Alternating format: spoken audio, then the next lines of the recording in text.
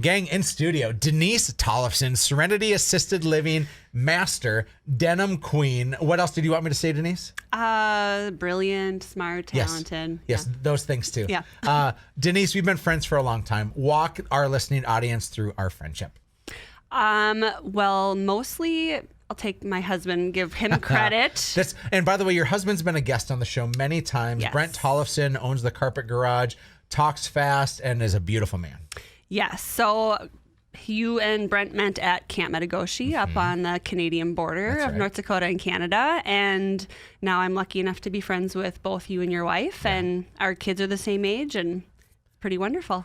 You know, we had a trip planned for this last spring to go on a Disney cruise together. My 4, your 4, the 8 of us. And really, we just wanted to hang out with you and Brent. Absolutely. And then let our kids entertain each other. Right. COVID shut that down. And so now instead, we're hanging out in the KFGO studio. So pretty much the same thing. Same thing. Yeah. Denise, tell us about Serenity Assisted Living. Serenity just celebrated their 15-year anniversary last week. I didn't get you anything. Is the 15-year anniversary, is that Ivory, I think? Yes. JJ, would you look that up? 15-year anniversary. We're going to find out, and I'm going to gift you something by the time the show is done. Yeah. So my family started it 15 years ago, and the running joke was we lived on a farm. We did foster care growing up. Mm-hmm. My family's always just kind of been caregivers for others. And my mom's joke was my dad got to pick what they did the first 25 years of their marriage, and then my mom got to pick the second 25 years. So that kind of just happenstance, and they started a little 10-apartment assisted living to care for other older folks, and now it's just been a whole family affair. Harder to care for foster kids or people in assisted living facilities? Foster care for sure. Really? Well, you don't, you have less... you're a bystander. You're and your time is limited, and you don't have control of the length of time you have to care for others in that situation. Mm-hmm.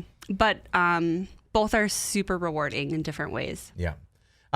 Denise, you have this nurturing, loving, caretaking side to you. It just makes sense that you ended up in a career of tending to people that are...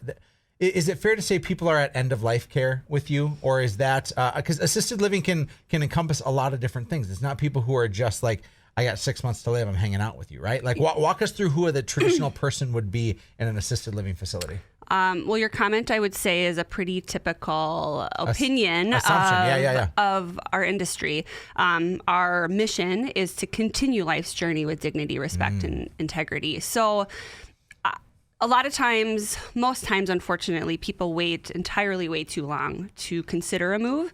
There's still stigmas of nursing homes from the 70s where people were drooping over in wheelchairs and being fed, and kind of those bad memories seared in people's minds. And the term "the home" is like universal. Yeah. So unfortunately, people wait too long and wait till someone walks away in the middle of the night with Alzheimer's, and then you panic, or gets into a car accident, or breaks a hip, and then you're scrambling. Whereas I think the most successful is looking at indicators such as what is in your refrigerator. So like, is there only yogurt and cereal in your mom's refrigerator? Not... there would be in my kids' refrigerator if they could choose, right? Yes, absolutely. If Simon and Finley could have their way, it's yogurt and cereal. And maybe some Snicker bars, I don't know. Yeah, by the way, we had some whipped cream in a can, and I taught Finley how you can just spray it directly into your mouth. And so literally this morning, she's like, Dad, can I have some whipped cream, please? And she just wants me to pour it right into her mouth. Put some sprinkles on top while you're at it. A total sidebar. Back to you, Bob. So indicators, like what's in your loved one's refrigerator? Do they eat? Do they get out? Do they see people? How many days go by where they are able to leave their house or not? Has COVID amplified some of this, Denise? So here's a good example too. I mean, in the news, they talk about vaccines, right? And it's a little bit easier to get them now, but before you're supposed to sign up online to get a vaccine. I don't know how to get, if you're not there to help like an elderly person navigate the internet, there's a big hardship on how to get the elderly, the most vulnerable population, signed up for vaccines. Yeah. Ordering groceries. All of those things are really challenging for somebody who doesn't use the internet. I mean, so those indicators are, I think, a better way to start considering. And we don't have independent living, but how I describe it to people is there's kind of 4 segments of senior living. And it kind of starts at independent living, where maybe you're at a 55 and older, like apartment or condo type of setup, where maybe they have some entertainment. There's folks with similar interests playing cards, bingo, all those types of things.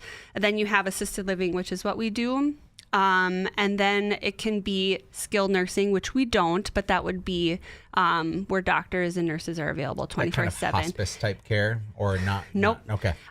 It can be, but more like maybe if you've had, you're paraplegic and you need like those medical mechanisms to help get you through your day, unfortunately. Sure. And then there'd be hospice. Okay. And hospice can range. You can do a hospice and palliative care in hospitals. You can do it in settings like ours. You can do it in your own home. Yeah. So it kind of ranges, but like I said, those indicators of social, food, are you able to drive? If you can't drive, you're probably not leaving your house very often. Yeah. And your quality of life just isn't as good as it could be.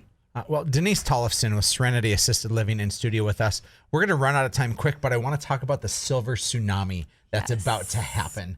This silver tsunami is on its way. 2025 is when it starts. This isn't the name of a wacky professional wrestler. It this is not. in fact, something that's happening in our entire country. What's going on? Well, the New York Times actually had an article yesterday on, I think 2025 is the first year will there be more people over the age of 65 than under the age of 2. So it's this fascinating split where the population of children is going down and the population of elderly is going up. So in terms of real estate, it's fairly important. Like you were saying, the opportunity to probably sell your home and downsize. It'd be okay to consider if you were in a situation where downsizing would be good. You're gonna make well on your sale of your house, and to maybe start considering like those modifications in your home where you have one level, like no more basements, making sure your laundry's on the same level, making sure you could have the opportunity to make modifications to a bathroom, possibly doorways wider, just for planning for the future. That's right. The boomers are coming. If I remember correctly, we've had conversations about this before because we at Hatch Realty have a desire to serve that aging population. And we know that sometimes that service comes too late. Our SNAP offer program is a great way that we can help out. And we've certainly helped out some of your folks in the past. The boomers are about to hit, right? And the average age of a boomer is like at the top of the cusp is like 78. And when 82 hits, that's the average age of somebody moving into assisted living. Did I get that right? You did. It's fairly accurate? Yes, you got it. Okay, good. My memory served me all right. And so knowing that the boomers have so much power and presence and real estate and other things that are happening, they're going to need to make a move. And somebody should look to make a move sooner than later if they're worried about their loved ones. Is that fair to say? Yeah, especially that quality of life piece is so important. Like if you're not getting it in this situation, there's different opportunities, not just assisted living, but there's just other ways your quality of life can be improved. Yeah. I love Serenity. I've been there plenty of times. You and your team take such great care of those folks that get to be within your world. So thank you for the good that you do. Thank you. How can people learn more about you, Denise? You can find us online, www.serenityassistedliving.com, or give us a call at 218-477-7254. You also get a chance to hear Denise with It Takes Two with JJ and Amy 2 times a month. So be sure to tune in to It Takes Two as well. We're going to go to break, but in the meantime, this is Real Estate Radio with Erik Hatch.